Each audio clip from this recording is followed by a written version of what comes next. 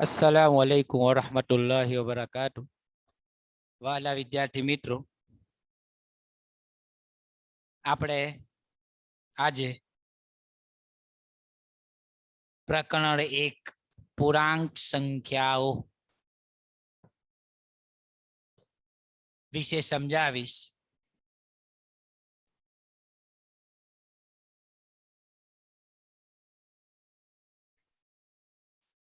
Chapter અગાઉ આપણું ચાલી ગયેલું છે, પરંતુ ફરી સમજાવું છું તમને, ધ્યાન આપજો.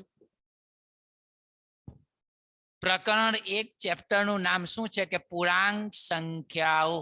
શું નામ છે? પૂર્ણાંક સંખ્યાઓ. હવે પૂર્ણાંક સંખ્યાઓમાં શું જોવાનું? પહેલું કે અગાઉના ધોરણમાં તમે ભણી ગયા હશો એક પ્રાકૃતિક સંખ્યા. શું? પ્રાકૃતિક સંખ્યા. પ્રાકૃતિક સંખ્યા એટલે 1 થી શરૂઆત થાય, 1 2 3 4 અનંત. પ્રાકૃતિક સંખ્યાઓ તમને પૂછવામાં આવે તો તમે શું કહી શકો કે પ્રાકૃતિક સંખ્યાઓ 1 2 3 4 અનંત. બરાબર. એવો પ્રશ્ન પૂછાય કે સૌથી નાની પ્રાકૃતિક સંખ્યા તો કઈ? 1. સૌથી નાની પ્રાકૃતિક સંખ્યા કઈ? 1. એવું પૂછાય કે ભાઈ પ્રાકૃતિક સંખ્યાઓ કેટલી છે તો તમે શું કહી શકો કે પ્રાકૃતિક સંખ્યાઓ અસંખ્ય છે. શું છે? અસંખ્ય અથવા તો અનંત. અગાઉના ધોરણમાં પહેલી વસ્તુ કે પ્રાકૃતિક સંખ્યાની શરૂઆત 1 થી થાય, 1 2 3 4 5 6 7 8 અનંત. બીજો પ્રશ્ન પૂછાય કે સૌથી નાની પ્રાકૃતિક સંખ્યા કઈ? તો ક્યાંથી શરૂઆત થાય છે? 1 થી, એટલે સૌથી નાની પ્રાકૃતિક સંખ્યા 1 છે. એવો પ્રશ્ન પૂછાય કે પ્રાકૃતિક સંખ્યાઓ કેટલી છે તો તમે શું કહી શકો? અસંખ્ય અથવા તો અનંત.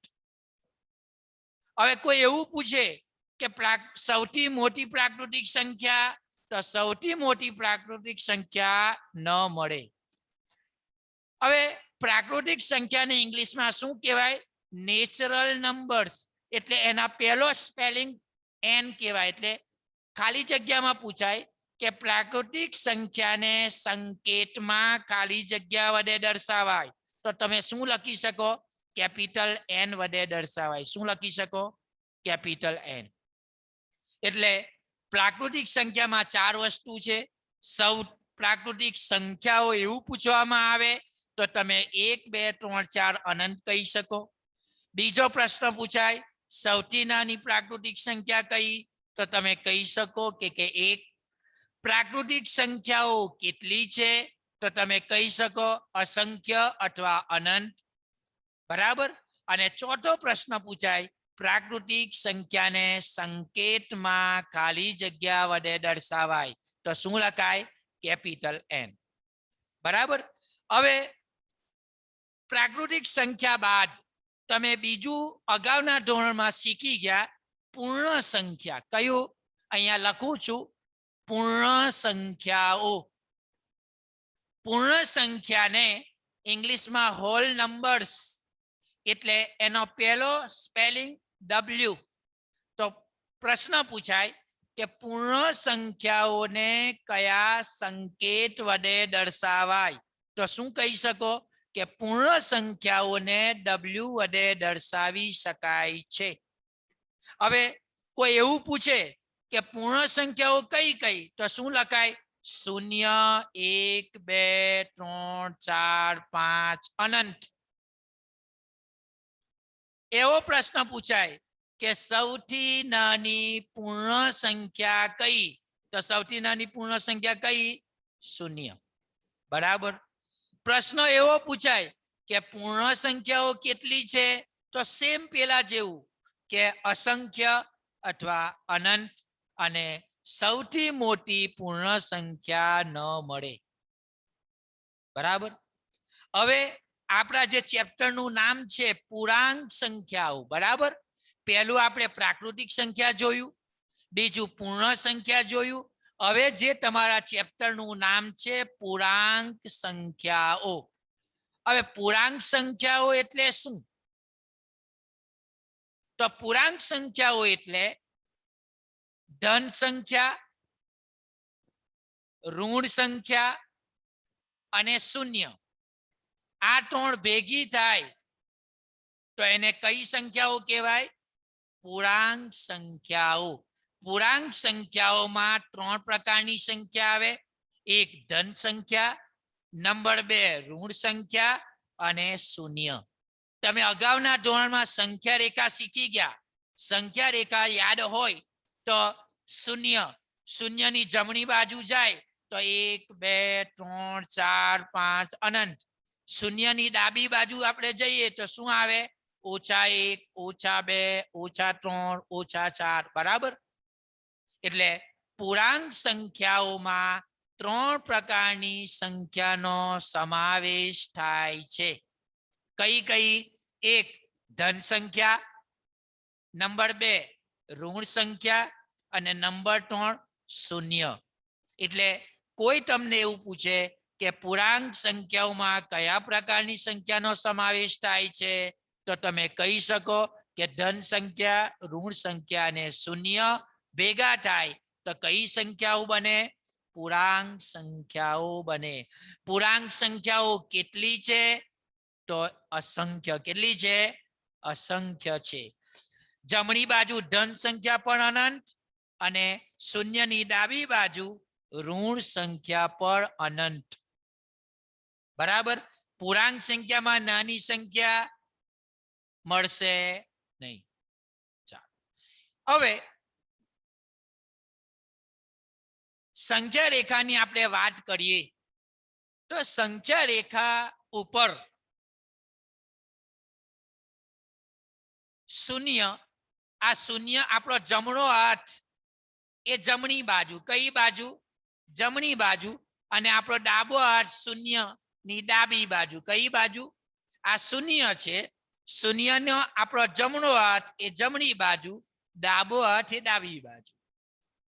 હવે જમણી બાજુ કેવા પૂર્ણાંકો આવે? ધન પૂર્ણાંક આવે. 1 2 3 4 5 6. અને શૂન્યની ડાબી બાજુ એટલે ખાલી જગ્યા એવી પૂછાય કે સંખ્યા રેખા પર શૂન્યની જમણી બાજુ કેવા પૂર્ણાંકો મળે તો શું કહી શકાય? કે ધન પૂર્ણાંકો મળે. એવું પૂછાય કે સંખ્યા રેખા પર શૂન્યની ડાબી બાજુ કેવા પૂર્ણાંકો આવે તો શું લખાય? ઋણ પૂર્ણાંકો મળે. બરાબર? હવે એવી ખાલી જગ્યા પૂછાય કે કોઈ પણ સંખ્યાની જમણી બાજુ જ્યારે જઈએ તો કેવી સંખ્યા આવે? મોટી સંખ્યા આવે. કેવી સંખ્યા આવે? મોટી. દાખલા તરીકે 1 ની જમણી બાજુ જઈએ તો 2 આવે છે તો 1 કરતા 2 મોટા છે. 1 ની ડાબી બાજુ જઈએ, કોઈ પણ સંખ્યાની ડાબી બાજુ તમે જો તો કેવી સંખ્યા આવે? નાની સંખ્યા મળે. એટલે આ બધી ખાલી જગ્યામાં પૂછાય કે સંખ્યા રેખા પર શૂન્યની જમણી બાજુ કેવી સંખ્યા આવે, સંખ્યા રેખા પર શૂન્યની ડાબી બાજુ કેવી સંખ્યા મળે. બરાબર? એટલે આ તમારે યાદ રાખવાનું. હવે એના બાદ પૂર્ણાંક સંખ્યાઓ જે ચેપ્ટરનું નામ હતું એ મેં તમને સમજાવ્યું. હવે તમે સંખ્યા રેખા પર શૂન્યની ડાબી બાજુ જો કોઈ તમને એવું પૂછે કે શૂન્ય મોટું કે -1 મોટા તો તમે શું કહી શકો? કે સાહેબ શૂન્યની ડાબી બાજુ ઋણ સંખ્યા આવે તો કોણ મોટું? શૂન્ય મોટું કહેવાય. બાકી આપણે અત્યાર સુધી શું કે શૂન્ય એટલે કઈ જ નહીં, પણ શૂન્ય પણ મોટું છે. કોના કરતા? ઋણ સંખ્યા કરતા શૂન્ય મોટું છે. તમને એવું પૂછાય કે -100 મોટા, ઋણ 100 મોટા કે શૂન્ય મોટું તો કોણ મોટું? શૂન્ય મોટું. બરાબર? કેમ?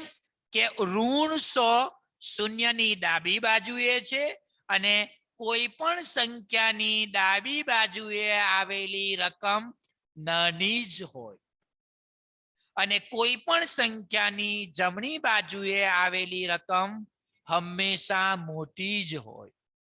બરાબર? એટલે આ તમારે યાદ રાખવાનું. હવે તમને હું ગુણધર્મો વિશે સમજાવું. જો ગુણધર્મોમાં પહેલો ગુણધર્મ આવશે ક્રમનો ગુણધર્મ. કયો? ક્રમનો ગુણધર્મ.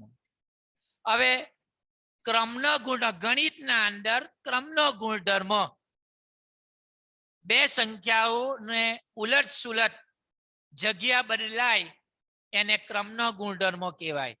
દાખલા તરીકે એક ક્રમના ગુણધર્મનું એક ઉદાહરણ આપું. દાખલા તરીકે 2+3. તો 2+3 તો કેટલા થાય? 5 થાય.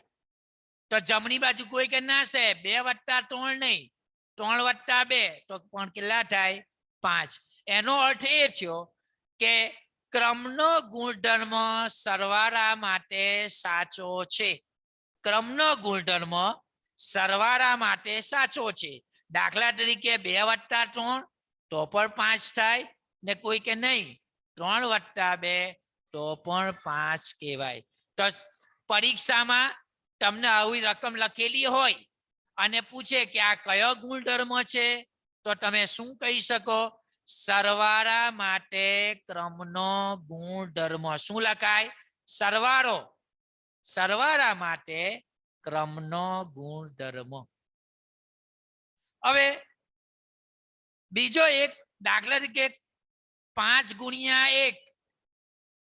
કોઈ કે નહીં સાહેબ 1×5 તો 5×1 = 5.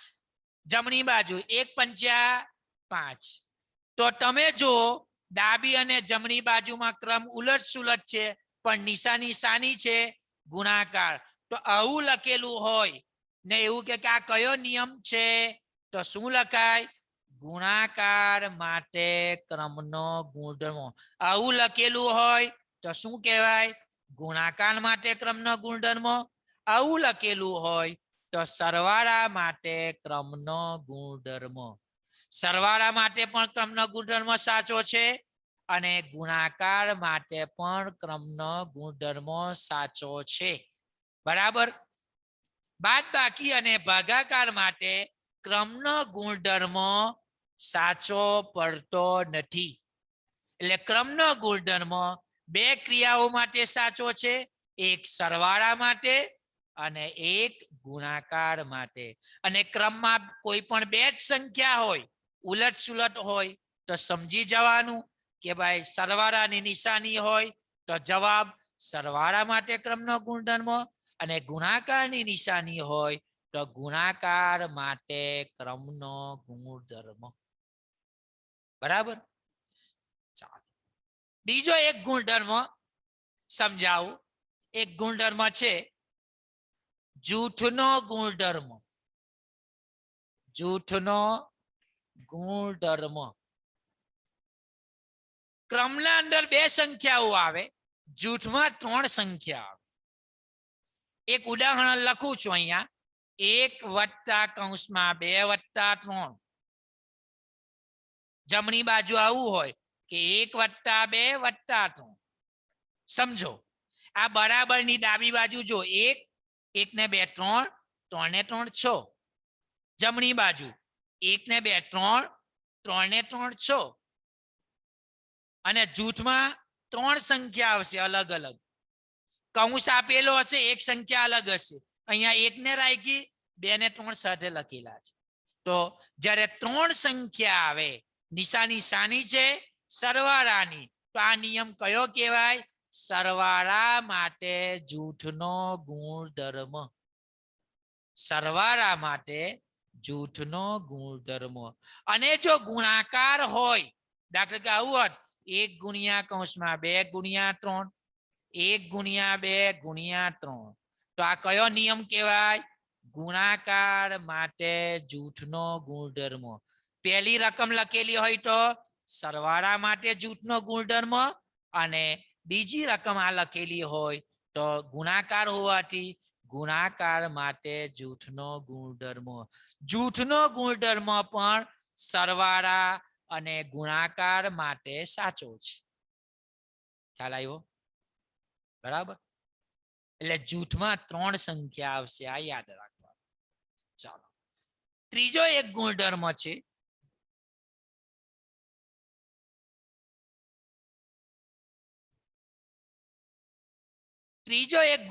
આવે છે વિભાજનનો. કયો?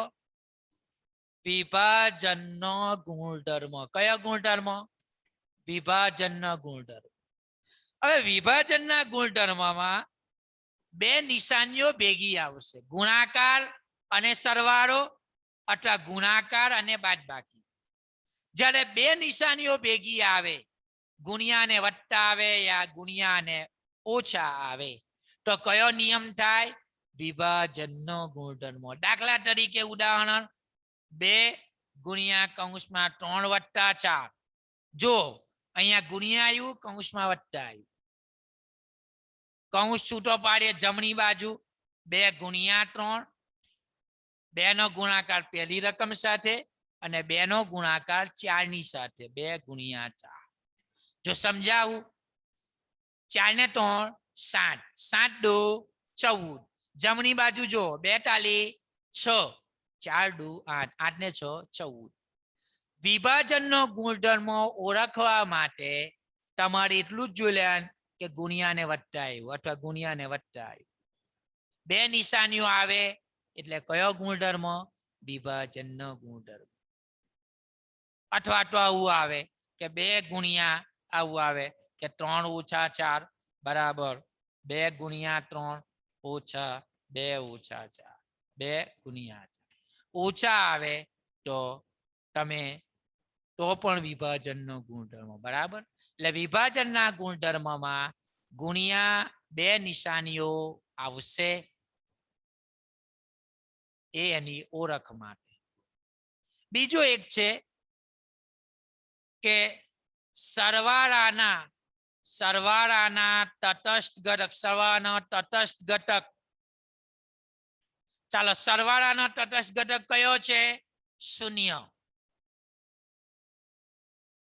એનો મતલબ શું? કે કોઈ પણ સંખ્યામાં 0 નો સરવાળો કરો, કોઈ પણ સંખ્યાનો 0 સાથે સરવાળો કરો તો જવાબ તેનો તે જ આવે. દાખલા કે 100 વત્તા 0 100. ખ્યાલ આવ્યો? તો આવું લખેલું આવે, કોઈ પણ સંખ્યા આપેલી હોય, સરવાળો 0 સાથે કરે અને જવાબ તેનો તે જ આવતો હોય તો શું લખાય? સરવાળાનો તટસ્થ ઘટક. શું લખાય? સરવાળાનો તટસ્થ ઘટક. અને ચોથા નંબરે છે ગુણાકારનો તટસ્થ ઘટક. ગુણાકારનો તટસ્થ ઘટક કયો? 1. ગુણાકારનો તટસ્થ ઘટક કયો? 1. એક ઉદાહરણ લખું. દાખલા કે 5 એકુ 5, કોઈ કે 100 એકુ 100. કોઈ પણ સંખ્યાનો એક સાથે ગુણાકાર કરો, સરવાળો કરો તો સરવાળાનો તટસ્થ ઘટક 0 સાથે, સરવાળાનો તટસ્થ ઘટક 0 અને ગુણાકારનો કોઈ પણ સંખ્યાનો ગુણાકાર એક સાથે કરો તો જવાબ તેનો તે જ આવે. બરાબર. એટલે આવું લખેલું આવે, ગુણ્યા 1 હોય અને જવાબ તે જ આવતો હોય તો શું લખાય? ગુણાકારનો તટસ્થ ઘટક. બરાબર. એટલે આ 4 વસ્તુ 5 વસ્તુ સમજાયું. કયું? 1 ક્રમનો ગુણધર્મ, સરવાળા નિશાની હોય તો સરવાળા માટે ક્રમનો ગુણધર્મ, ગુણાકાર હોય તો ગુણાકારનો ક્રમનો ગુણધર્મ, જૂથનો ગુણધર્મ, ત્યાર પછી વિભાજનનો ગુણધર્મ, ત્યારબાદ સરવાળાનો તટસ્થ ઘટક અને ગુણાકારનો તટસ્થ ઘટક. કુલ 5 વસ્તુ ગુણધર્મમાં મેં તમને સમજાવ્યું. બરાબર. હવે આ ચેપ્ટર એમ તો અગાઉ મેં તમને સમજાવેલું છે, પણ ફરી હું રિપીટ કરું છું. હવે સ્વાધ્યાય પોથીમાં ધારો કે કોઈનું બાકી હોય, હું જે બોલું તે બાકી હોય તો કરવાનું. સ્વાધ્યાય પોથીમાં 12મી એક્સરસાઇઝ કરવાની, પેજ નંબર 9 ના ઉપર 12મી એક્સરસાઇઝ છે. ગુણધર્મોને લગતી છે. ઇન્શાઅલ્લાહ તમને આવડશે.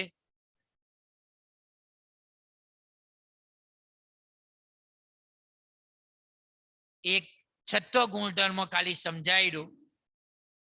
5 ગુણધર્મો છે. છઠ્ઠો ગુણધર્મ છે